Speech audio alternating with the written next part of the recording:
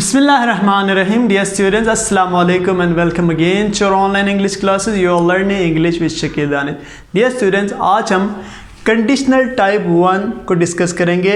इनको conditional sentences कहा जाता है और उर्दू में इनको शर्तिया जुमले कहा जाता है। There are 4 types of conditional sentence. आज हम फर्स्ट टाइप को डिस्कस करेंगे। This is very very important from your board point of exam point of view and any kind of test. कोई भी आप टेस्ट देते हो तो conditional type 1 is very important. जब भी आप कोई लिखना चाहें तो आपके करेक्ट जुमले बनाने के लिए कंडीशनल टाइप 1, 2, 3, 4 इनका आपको पता होना चाहिए। कंडीशनल टाइप 1 को आज हम डिस्कस करेंगे। Today we are going to discuss conditional type 1 sentence. अब बेटे, जब भी हम कंडीशनल सेंटेंस की बात करते हैं तो इन जुमलों के अंदर 2 क्लॉज होते हैं। 2 क्लॉज से मुराद ये है, ये 2 जुमलों से मिलके बना हुआ होता है। एक लंबा जुमला होता है या एक लॉन्ग सेंटेंस होता है जिसके अंदर 2 जुमले होते हैं, 2 क्लॉजेस होते हैं।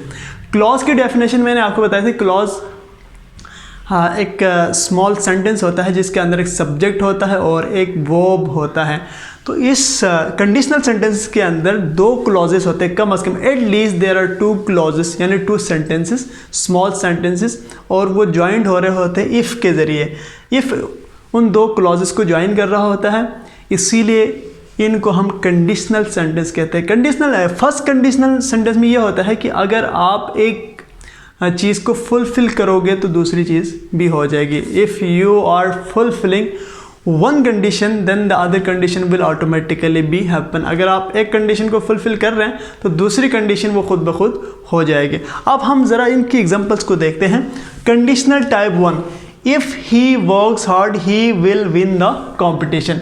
कंडीशनल टाइप 1 के अंदर आप बेटे याद रखें, इसका एक क्लॉज प्रेजेंट सिंपल के अंदर होगा और दूसरा क्लॉज होगा वो फ्यूचर सिंपल के अंदर होगा।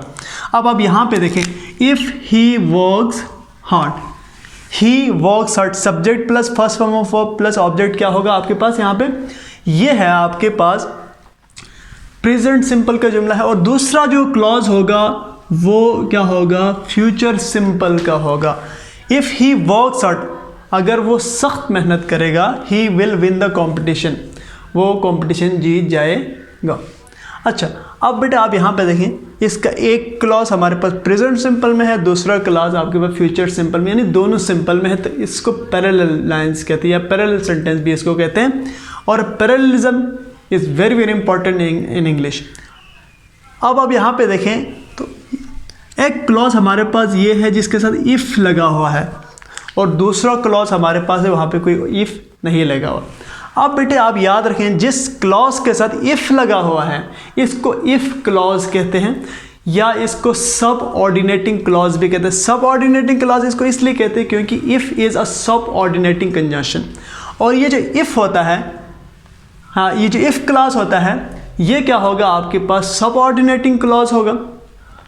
और सब ऑर्डिनेटिंग क्लॉज आप इसको कहेंगे या आप इसको डिपेंडेंट क्लॉज भी, डिपेंडेंट इसलिए कहेंगे क्योंकि ये जो दूसरा क्लॉज है इसके ऊपर डिपेंडेंट होता है। जब भी इफ़ आके किसी क्लॉज के साथ अटैच हो जाता है तो फिर वो सब ऑर्डिनेटिंग क्लॉज बनाता है या इफ़ क्लॉज बनाता है या इसको डिपेंडेंट क्लॉज बनाता है। इफ़ ही वर्क्स हार्ड, अगर उसने सख्त मेहनत किया तो क्या होगा, ये कंप्लीट मीनिंग आपको नहीं दे रही, इसलिए ये डिपेंडेंट क्लॉज है।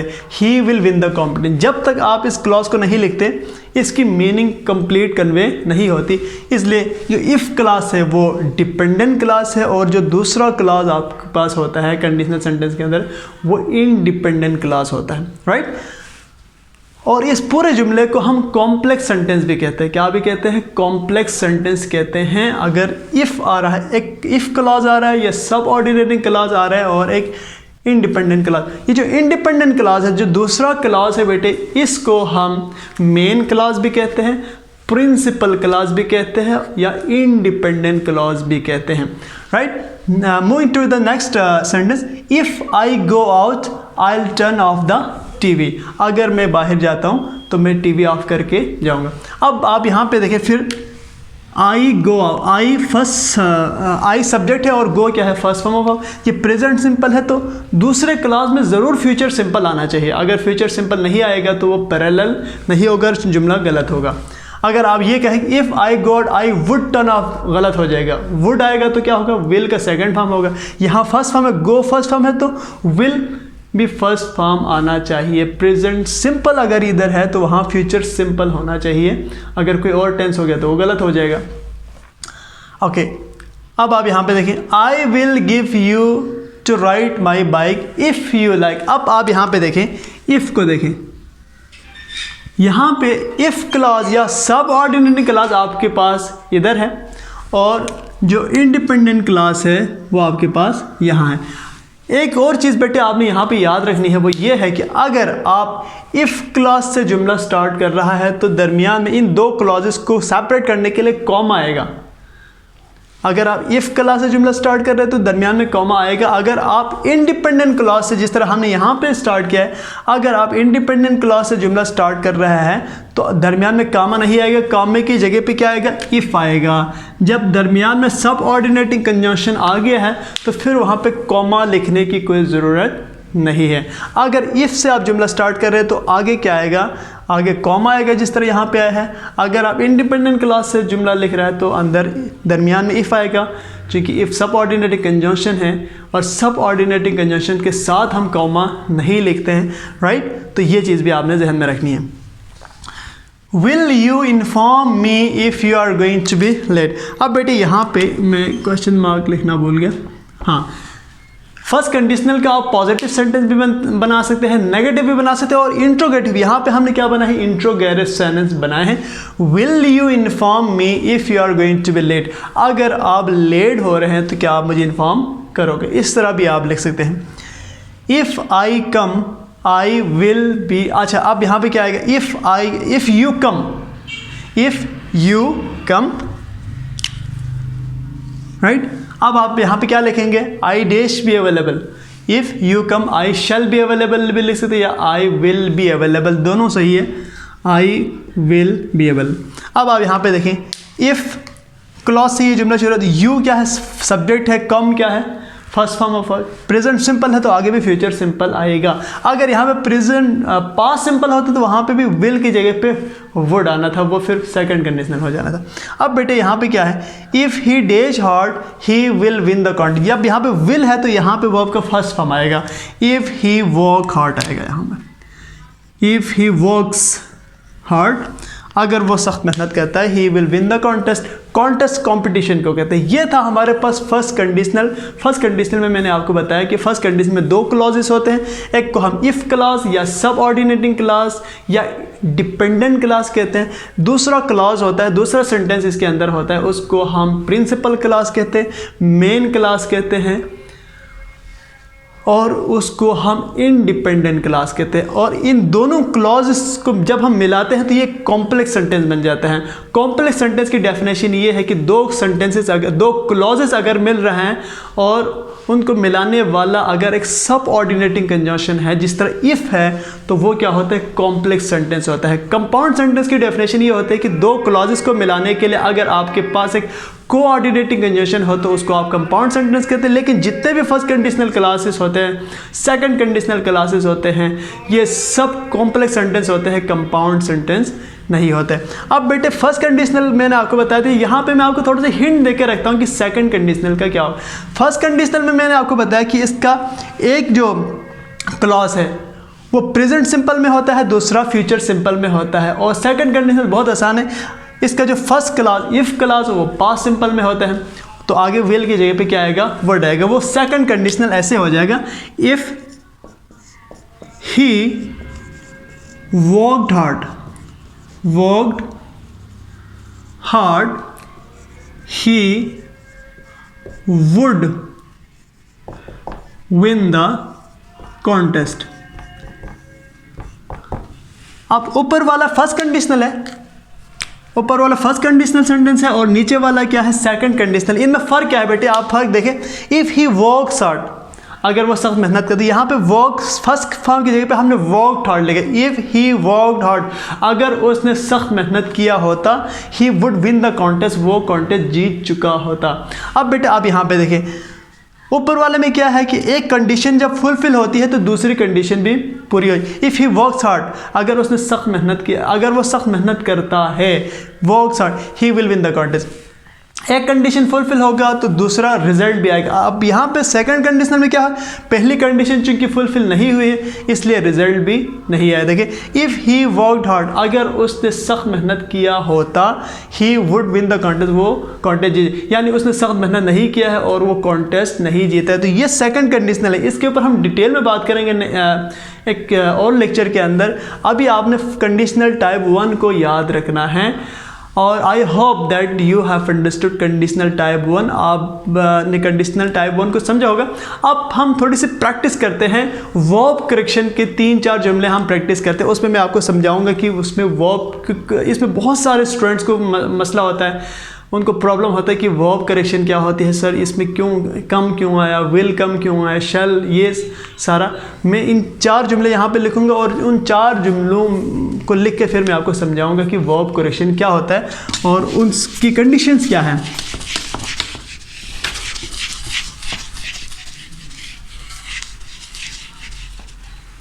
ये आपके बोर्ड पेपर एमसीक्यूज के लिए बहुत ज़्यादा इंपॉर्टेंट है। जिस तरह मैं यहाँ पे लिखूंगा, फर्स्ट है he dash here yesterday।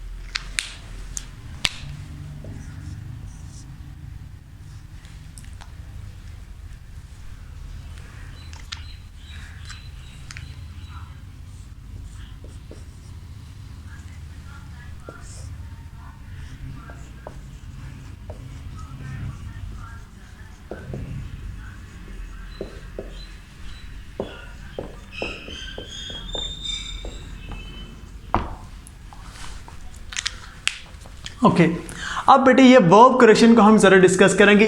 ये 4 सेंटेंसेस मैंने लिखे हैं और इन 4 सेंटेंस के ज़रिए मैं आपके कन्फ्यूजन्स को दूर करने की कोशिश करूँगा। I will try to rectify your confusion. अब बेटे हम देखते हैं, ही डेज हियर यस्टरडे, इसके ऑप्शन मैं आपको दे रहा हूँ। इसका ऑप्शन है कम, विल कम या खेम। अच्छा, इसमें से कौन सा हो सकता है, कम होगा, केम होगा, विल कम होगा। ही केम हियर यस्टरडे, तो आपने बेटे यहां पे देखना यस्टरडे, जब यस्टरडे है, यस्टरडे के तो गुजरा हुआ कल, वो कल जो गुजर चुका है यस्टरडे, इस वजह से यहां पे क्या आएगा, ही डेश हियर। यहां पे फर्स्ट फॉर्म नहीं आएगा, फर्स्ट फॉर्म प्रेजेंट सिंपल में आते हैं, तो पास्ट में हम सेकंड फॉर्म इस्तेमाल। जब भी आपको अगो, आप याद रखें, अगो, बिफोर, यस्टरडे, प्रीवियस डे, जब भी ये आए तो आपने यहाँ पे सब्जेक्ट के फौरन बाद second form of verb use करना है। तो यहाँ पे क्या होगा, ही केम हियर यस्टरडे हो जाएगा। कम की जगह पे क्या आएगा बेटे, केम हियर यस्टरडे, यानी वो कल यहाँ आया था, right.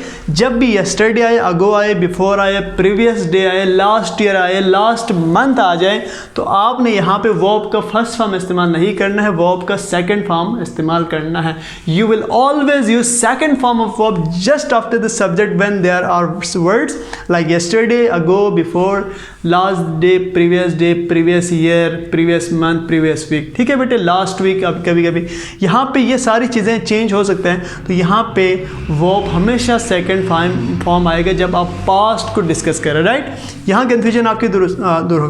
If you dash I shall, ये फर्स्ट कंडीशनल है। फर्स्ट कंडीशनल में आपको पता है कि इफ़ के बाद हमेशा, इफ़ यू के बाद हमेशा वर्ब का फर्स्ट फॉर्म आएगा, आई शेल बी एबल। तो आप यहाँ पे इफ़ यू, यहाँ पे मैं आपको अगर ऑप्शंस दे दूँ, ऑप्शन में आपको यूँ दूंगा, कम, केम, विल कम।